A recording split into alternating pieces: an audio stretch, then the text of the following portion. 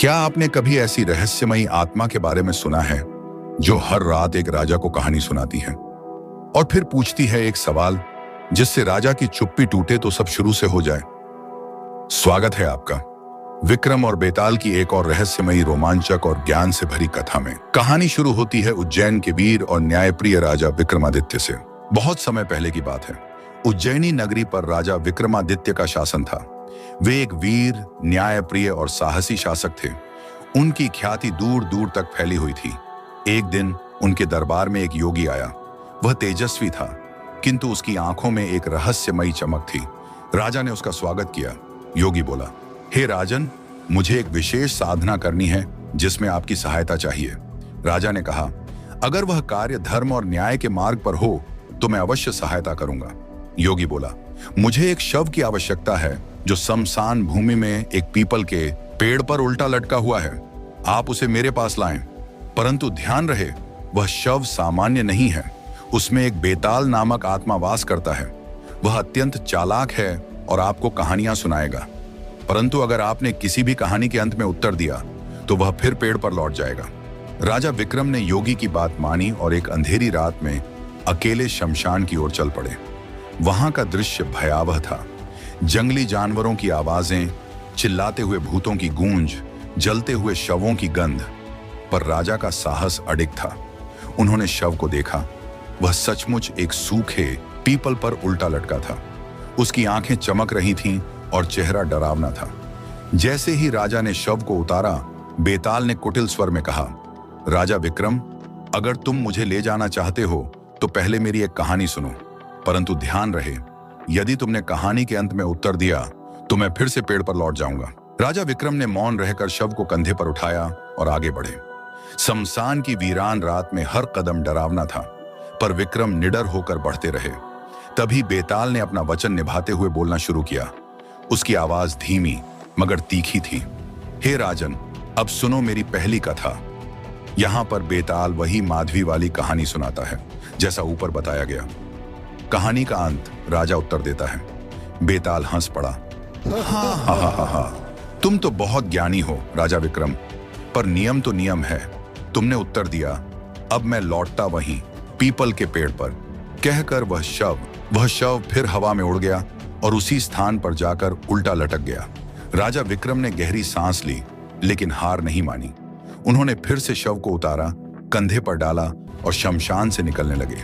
बेताल ने फिर कुटिल मुस्कान के साथ पूछा, राजन, तुम थकते नहीं, डरते नहीं, जान जोखिम में डालकर बार बार मुझे लाने का प्रयत्न करते हो, क्यों? राजा ने शांत स्वर में उत्तर दिया, क्योंकि मैंने वचन दिया है और जो राजा अपने वचन से फिर जाए वह राजा कहलाने योग्य नहीं होता। बेताल कुछ क्षण चुप रहा, फिर बोला, तो चलो मैं तुम्हें अगली कहानी सुनाता हूं। अब दूसरा सवाल पूछता हूं। बहुत समय पहले की बात है, बेताल बोला। एक नगर में दो मित्र रहते थे, धर्मदत्त और करुणेश। दोनों बचपन से साथ बड़े हुए थे। एक दिन वे व्यापार के सिलसिले में प्रदेश गए। वहां उन्हें एक सुंदर कन्या मिली, सुशीला। दोनों उस पर मोहित हो गए, परंतु सुशीला ने करुणेश से विवाह कर लिया। कुछ वर्ष बाद करुणेश एक बीमारी में चल बसा। धर्मदत्त ने सुशीला को विधवा देख उसकी देखभाल की और अंततः उसे विवाह कर लिया। कुछ समय बाद सुशीला की भी मृत्यु हो गई। अब प्रश्न यह है, राजन, इन दोनों में सच्चा प्रेमी कौन था? राजा विक्रम कुछ क्षण सोचकर बोले, सच्चा प्रेमी धर्मदत्त था, क्योंकि उसने बिना किसी स्वार्थ के सुशीला की सेवा की, जबकि करुणेश ने केवल विवाह किया पर कोई त्याग नहीं दिखाया। बेताल ठहाका मारकर हंसा और बोला, तुमने उत्तर दे दिया, अब मैं फिर चला। और वह उड़कर पेड़ पर जा लटका। राजा ने फिर से उसे उतारा और दूसरी बार कंधे पर लिया। ऐसे ही 24 कहानियां राजा विक्रम को सुनानी पड़ी। हर बार वह कहानी सुनते और अक्सर उसके अंत में उत्तर दे देते। बेताल वापस उड़ जाता, पर राजा हार मानने वाले नहीं थे। 25वीं बार बेताल ने एक विशेष कहानी सुनाई। अंतिम कहानी, विश्वासघात का पर्दाफाश। राजन, बेताल बोला, अब मैं तुम्हें अंतिम कहानी सुनाता हूं, तुम्हारे ही बारे में। वह योगी जो तुम्हें बार बार मुझे लाने को कहता है, उसका उद्देश्य क्या है? क्या तुमने सोचा है? वह तुम्हारा उपयोग करना चाहता है।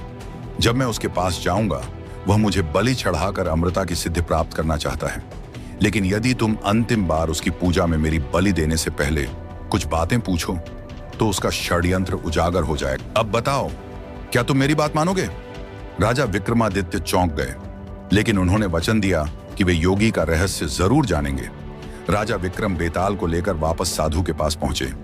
जैसे ही योगी पूजा की तैयारी करने लगा, राजा ने पूछा, हे योगी, इस बलि के बाद तुम क्या करोगे?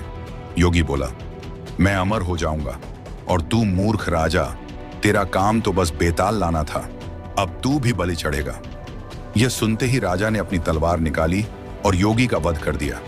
बेताल प्रकट हुआ और मुस्कुराकर बोला, राजन, तुमने धैर्य, साहस और बुद्धिमानी का परिचय दिया है। अब मैं मुक्त हूं। अगर तुम चाहो तो मैं तुम्हारा मित्र बनकर रह सकता हूं। राजा ने प्रसन्नता से सहमति दी। बेताल अदृश्य हो गया, पर जब भी विक्रम को कोई कठिनाई आती, वह सहायता करने पहुंच जाता।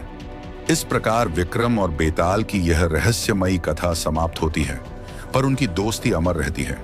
तो ये थी विक्रम और बेताल की आज की कथा, जहां सवाल सिर्फ एक नहीं था, बल्कि हर जवाब में छुपा था एक गहरा जीवन संदेश। आपको इस कहानी में सबसे ज्यादा क्या अच्छा लगा? कमेंट में जरूर बताएं। अगर आप भी ऐसी और रहस्यमयी, ज्ञानवर्धक और थ्रिल से भरी कहानियां सुनना चाहते हैं, तो चैनल को सब्सक्राइब करना ना भूलें। अगली कहानी में मिलते हैं एक और रहस्य, एक और सवाल और एक और रोमांच के साथ। तब तक के लिए शुभ रात्रि, या हो सकता है कोई बेताल आपका इंतजार कर रहा हो।